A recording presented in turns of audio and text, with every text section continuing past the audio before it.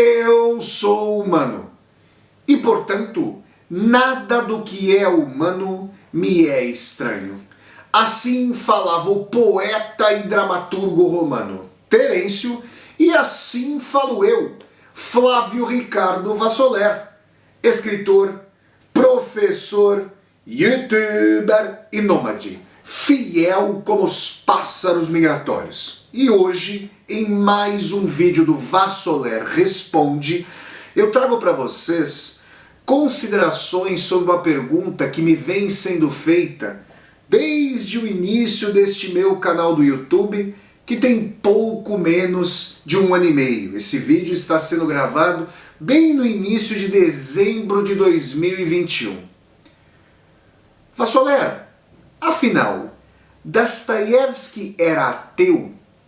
Essa pergunta parece reverberar uma das dúvidas mais lancinantes da grande personagem de Fyodor Dostoiévski, esse mestre russo, Ivan Karamazov, no coração do romance Os Irmãos Karamazov, obra-prima de Dostoiévski. Afinal, Jest Bog или нет, do russo para o português. Afinal, Deus existe ou não? E aí vocês me perguntam, para Dostoiévski, Vassoler, Deus existia ou não? Dostoiévski era ateu?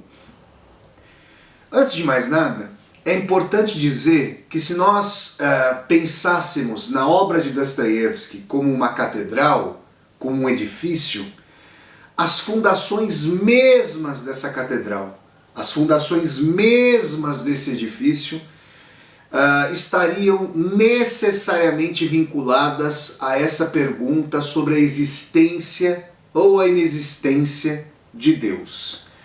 Essa era a questão fundamental para Fyodor Dostoiévski.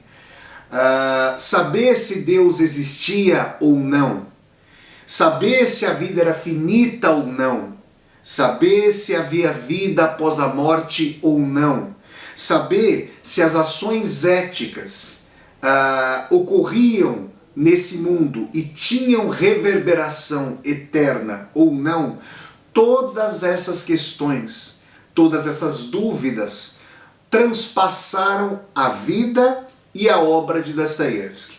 Para começar aqui a nossa conversa, eu quero me remeter a uma carta que o então prisioneiro político Fyodor Dostoiévski enviou da Sibéria a seu irmão Andrei.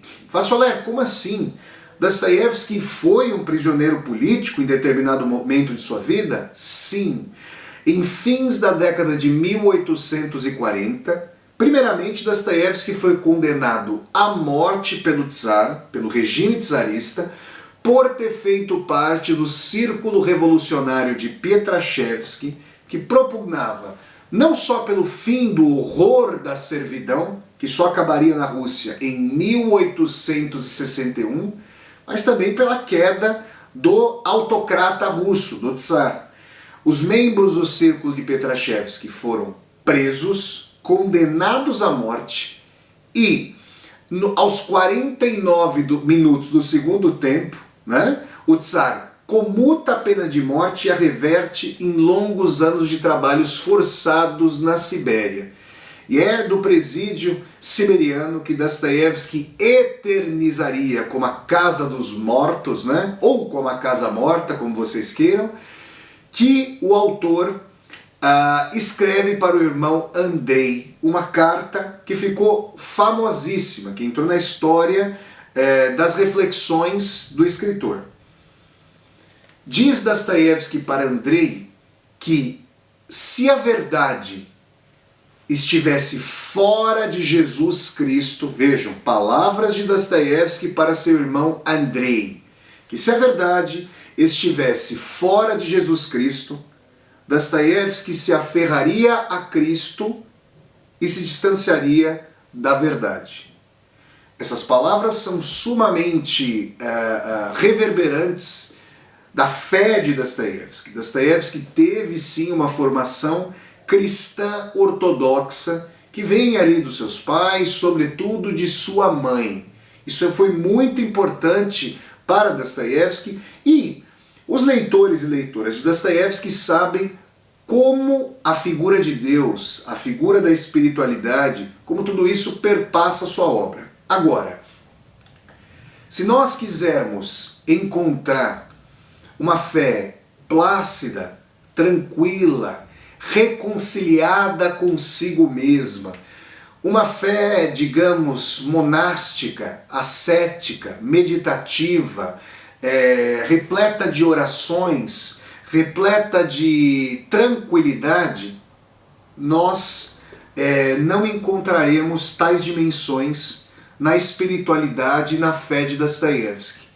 Se Dostoiévski era um espiritualista, se Dostoiévski tinha fé, Dostoiévski tinha uma fé radicalmente transpassada pela dúvida.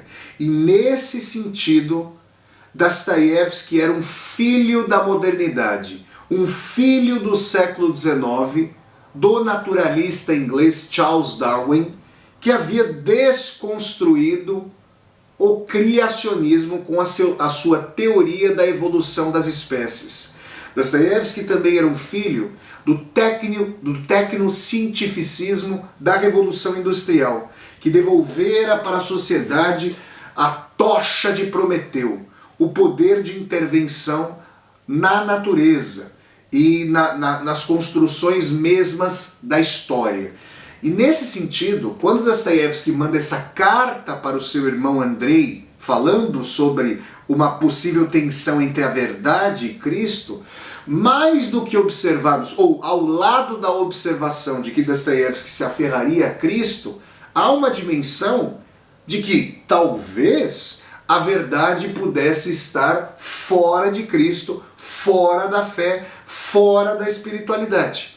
Flávio, então a tormenta, a angústia, a dúvida, as características analíticas perpassarão Dostoiévski e sua obra? Sem sombra de dúvida. Eu fiz recentemente uma resenha sobre o formidável livro Tolstói ou Dostoiévski, do grande crítico literário George Steiner. Vocês podem encontrar essa resenha aqui no meu canal do YouTube, na playlist Resenhas de Livros com Vassoler. Nessa resenha eu falo como George Steiner discernia Tolstói de Dostoiévski a partir do caráter mais pregador, mais, digamos, após a conversão de Tolstói, a sua vertente própria de cristianismo, uma dimensão de pregador, uma dimensão de sermão nas obras tolstoianas, de moralismo no sentido do ensinamento da prática e da prédica da bondade. Em Dostoiévski, essa dúvida excruciante, lancinante, perpassa as obras e as personagens de tal maneira que nós conseguimos encontrar, muitas vezes com igual força, vejam vocês, a fé e o niilismo, Deus e o nada, cristianismo e ateísmo. As personagens debatem a respeito da existência ou inexistência de Deus. Há uma cena emblemática no romance O Idiota, obra-prima ali de Dostoiévski, em que, na festa de aniversário do príncipe Muishkin, que é essa personagem que funde Jesus Cristo a Dom Quixote na sua sanha por bondade, em que as personagens debatem sobre como seria uma sociedade que não tivesse Deus como um absoluto pairando sobre as relações e as vontades de homens e mulheres. Como seria uma sociedade em que cada ação seria, digamos, envolta por uma aura de finitude, que quereria maximizar as suas vontades sem pensar no infinito, na alteridade. Como seria uma sociedade assim egoísta, hedonista, uma sociedade em que, à época, havia já estradas de ferro, capital, bancos, mas nenhuma liga, nenhum amálgama, nenhum cimento para coesionar os tijolos do edifício social? Essa pergunta faz com que nós pensemos sobre Deus para Dostoiévski como, digamos, uma salvaguarda ética, uma base mesma para os valores éticos absolutos. Essa é uma dimensão de Deus fundamental para Dostoiévski. Agora, se o autor conseguiu pensar com o Ivan Karamazov que se Deus não existe, tudo é permitido, muito da obra de Dostoiévski é a vivência das personagens em um mundo cujo sentido não só não está mais escrito na cartografia das estrelas, como abandona, relega as suas esperanças, as suas angústias, os seus medos, e tudo isso implica uma vivência órfã das personagens, que se sentem com vontade de comunhão, de irmanação com os demais e com as demais, mas que já não conseguem acreditar que algo maior é possível, que há uma verdade ou verdades, que há a possibilidade de a sociedade e de as pessoas se reconciliarem consigo mesmas. Essa dimensão da tormenta, essa dimensão que faz com que as personagens dostoiévskianas, como o próprio autor, flertem com o despenhadeiro do niilismo, do nada, essa dimensão é fundante da obra de Dostoiévski e é um signo da intranquilidade moderna na relação com o divino, com o sagrado, com o transcendente. E isso me faz lembrar de uma frase epigráfica, um aforismo praticamente, do Manifesto Comunista dos então jovens Karl Marx e Friedrich Engels, esses teóricos e revolucionários alemães. Lá pelas tantas, no Manifesto Comunista, publicado em 1848, Marx e Engels, falando sobre a dinâmica de construção e destruição próprias, à modernidade, os jovens Marx e Engels dizem: tudo que é sagrado é profanado, tudo que é sólido desmancha no ar. Enquanto Marx e Engels olhavam para as luzes do processo moderno, com sua técnica, com sua ciência, com suas obras faraônicas, com seu encantamento da terra, do céu e do espaço, Dostoiévski observava a destruição das fundações mesmas do edifício, da catedral do cristianismo, que tinha então mais de 1800 anos no Ocidente.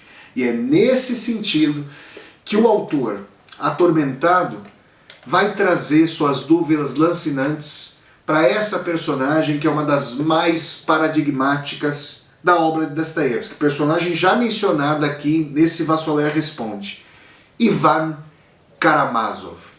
Num capítulo dos melhores de Os Irmãos Karamazov, o capítulo 4, A Revolta, que faz parte do livro 5, Pró e Contra, ali do romance, Ivan Karamazov tem uma conversa com o seu irmão Alyosha Karamazov, que é, vejam vocês, um monge ortodoxo.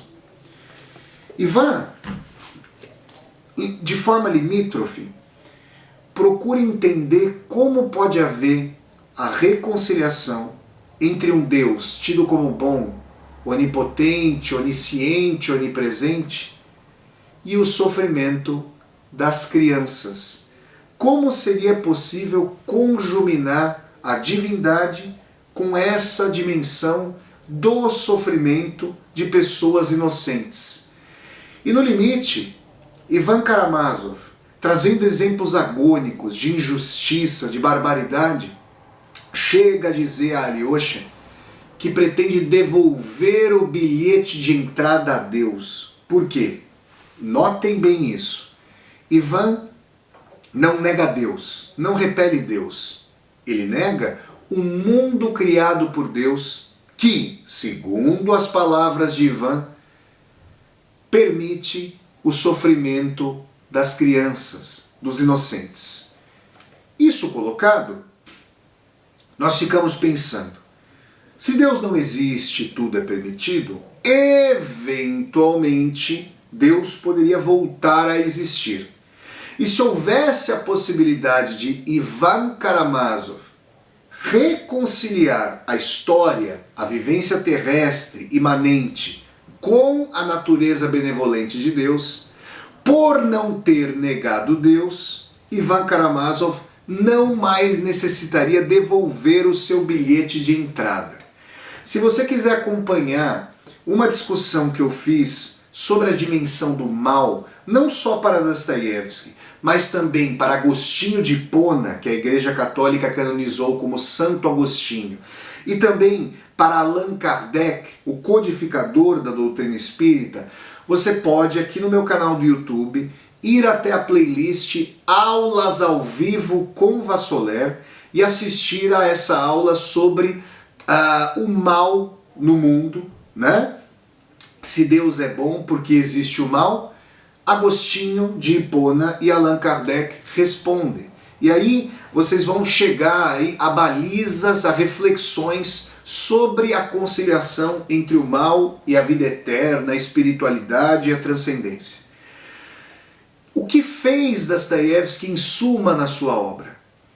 Reverberar suas questões, suas dúvidas, suas angústias, trazer à tona, nas mais diversas personagens, uma dramaturgia, um drama, uma tragédia mesma, da dúvida, do questionamento por vários prismas, fazendo com que personagens fossem, no limite, ateias, fossem, no limite, espiritualistas, tivessem como o homem ridículo, personagem seminal do conto O Sonho de um Homem Ridículo, aquilo que eu vou chamar de passagem completa da Divina Comédia de Dante Alighieri. Na Divina Comédia do poeta florentino Dante Alighieri, há ali a realização de toda a trajetória que nós poderíamos chamar de salvífica, dos círculos mais infernais, mais lúgubres do inferno, passando pelo purgatório, que já é um corredor, digamos, de expiação, até o paraíso, onde Dante Alighieri, né, a figura poética de Dante Alighieri, encontra a sua amada Beatrice, a Beatriz, a sua musa que está no paraíso. O homem ridículo sai da antecâmara, da masmorra, do bunker do suicídio, da iminência do suicídio, para a descoberta daquilo que ele considera uma verdade transcendental por meio de um sonho, indo se cometendo suicídio dentro de seu sonho, indo até um duplo idílico da Terra, guiado por um espírito ali de proteção, que vai levá-lo através das galáxias para esse duplo da Terra, onde o homem ridículo encontrará um mundo reconciliado e aprenderá por que a natureza humana foi decaindo até o sumo egoísmo, a suma competição, a suma frialdade, a suma alienação da modernidade. Então vocês percebem que em Dostoiévski, como em sua época, as vozes antitéticas, a suma dialética da existência, de Deus, do Espírito, tudo isso está presente como não só como a fundação mesma do edifício, como as fundações mesmas do edifício, mas como todas as suas paredes, a sua fiação elétrica, o seu encanamento, a sua cobertura, o cume que tenta vislumbrar a planície da vida e tenta, claro, tocar, não apenas arranhar o céu, mas tocar o céu em busca de uma resposta, de respostas, de sentido. Essa é a dimensão fundamental. De modo que eu poderia dizer para a seguinte pergunta: Dostoiévski era ateu, Vassoler? Se Dostoiévski era ateu, Dostoiévski era o ateu mais espiritualmente atormentado que já houve. E se Dostoiévski era um espiritualista, era um cristão, era um fiel, Dostoiévski era um espiritualista, um cristão e o fiel, mais, digamos, rente ao ateísmo que já houve. Essas dimensões se imbricam e parece haver em Dostoiévski mais do que a resolução, mais do que o caminho da pregação, como tende a acontecer na obra do grande escritor russo Lev Tolstói, contemporâneo de Dostoiévski, parece haver justamente o celeuma, a dor, o debate, o torvelinho, a angústia, a pergunta. Isso é Dostoiévski, esse é o universo de Dostoiévski. E muitos de nós, muitas vezes, optamos ao longo da leitura de Dostoiévski pela identificação com essa e aquela personagens. A depender do momento da vida pelo qual estamos passando, talvez sejamos mais próximos de personagens nihilistas, lúgubres, e depois busquemos a força salvífica de redenção das personagens luminares de Dostoiévski. Então é como se, em determinados momentos da vida, estivéssemos mais próximos e próximas do homem do subsolo.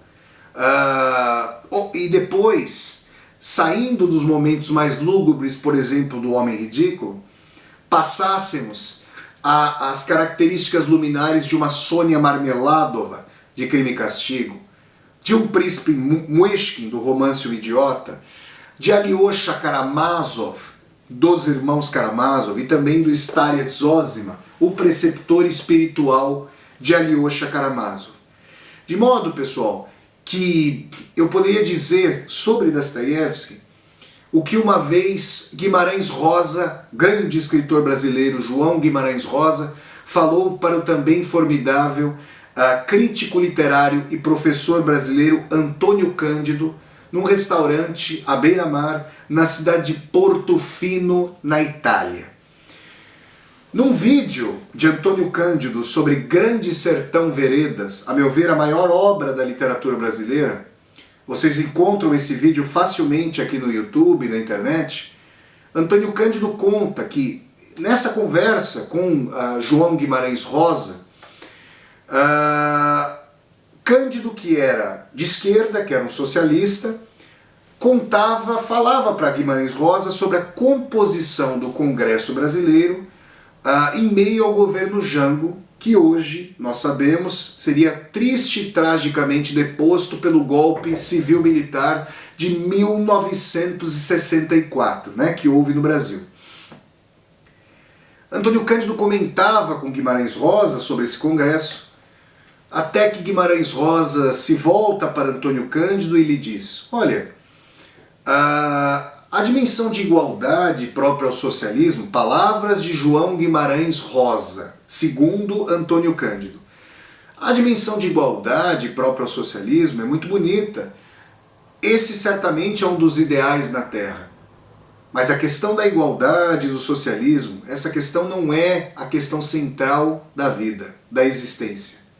A questão central da vida e da existência, segundo João Guimarães Rosa, a partir do relato de Antônio Cândido, é saber se Deus existe ou não.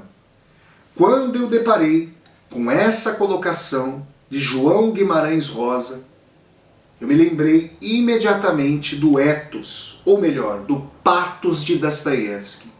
E, sabendo que João Guimarães Rosa é um grande leitor de Fyodor Dostoiévski, pude então encontrar uma síntese para as inquietações dostoiévskianas. Então, se você que está assistindo a este vídeo do Vassoler Responde já leu Dostoiévski, ou então, se você que está assistindo a esse vídeo vai ler Dostoiévski, saiba que você está entrando num universo, numa atmosfera que bem poderia ser sintetizada pela inscrição no portal do inferno da Divina Comédia de Dante Alighieri. Lasciate ogni speranza o voi che entrate. Abandonai toda a esperança, ó vós que entrais. Ainda assim, as personagens de Dostoiévski ousam dizer: A minha fé, o meu ímpeto serão como uma chama que eu carregarei comigo, em mim, ao meu redor, para singrar o deserto de gelo da realidade. Esse é o ímpeto dostoiévskiano. Essa é a dimensão que mais uma vez reverbera a grande questão de Ivan Karamazov e da filosofia, fundante da própria dimensão de filosofia que se confunde com a teologia. Como diria Friedrich Nietzsche, grande filósofo alemão e leitor de Dostoiévski, na sua obra O Anticristo, que a filosofia, a teologia é uma história subterrânea da filosofia. Ivan Karamazov. Есть Бог или нет? Deus existe ou não? Assim, Dostoiévski era ateu? Sim e não. Dostoiévski, um espiritualista que duvida. Dostoiévski, um ateu que busca a transcendência. Eis a questão e eis as possíveis respostas. Pessoal, esse foi mais um vídeo no Vassoler Responde, tentando ali fazer considerações sobre a pergunta: Dostoiévski era ateu? Se vocês gostaram de mais esse vídeo no Vassoler Responde, deem um like no vídeo, curtam o vídeo, disseminem esse vídeo pelas redes sociais para que nós possamos chegar cada vez mais e mais pessoas. Se você está chegando ao meu canal pela primeira vez, seja muito bem-vindo e bem-vindo. Eu peço que você se inscreva aqui no meu canal, toque a sinetinha para poder receber as notificações e deixe aqui embaixo do vídeo o seu comentário para que nós possamos conversar. E mais, aqui embaixo desse vídeo você vai encontrar uma tecla chamada Seja Membro. Se você gosta das atividades aqui do meu canal do YouTube, considere a possibilidade de, ao clicar na tecla Seja Membro, se tornar um membro ou uma membro humanista aqui do meu canal para apoiar, segundo sua situação financeira, este meu projeto de universidade aberta no YouTube. Então é isso, pessoal. Eu sempre deixo o convite para vocês acompanharem os vídeos do Vassoler Responde, que acontecem todas as quartas-feiras, às 8 horas da noite, horário de Brasília, no Brasil. Então até o próximo vídeo do Vassoler Responde, pessoal. Saudações dostoiévskianas e tchau, tchau!